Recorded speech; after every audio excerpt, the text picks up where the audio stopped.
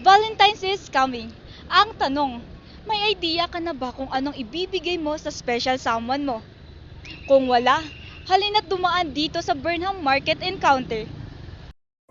Tuwing Panagbanga Festival, isa ang market encounter na pinupuntahan ng mga tao dahil sa samot-saring paninda na perfect pang regalo o souvenir.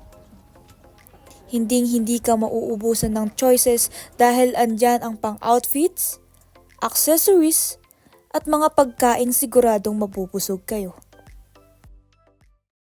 Kagaya na lang ng mga turistang ito na nanggaling pa sa Pampanga at pumunta dito para mamasyal at bumili ng mga pasalubong.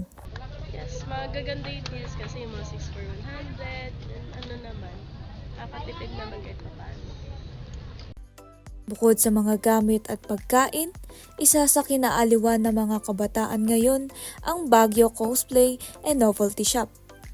Ayon kay Sir Ralph Soriano, nanggaling pa sa Japan ang mga binibenta nila dito. Yung motivation po kasi namin is to bring more novelty items from Japan, more cut items from Japan, and ng owners po namin, they wanted to bring Japan to Baguio.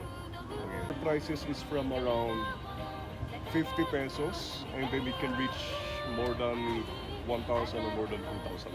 Kaya kung isa ka sa mga wala pang pangregalo, halikan at subukan mong pumunta at tiyak na magugustuhan mo. Mula sa Herald Express, Luis Jofelo.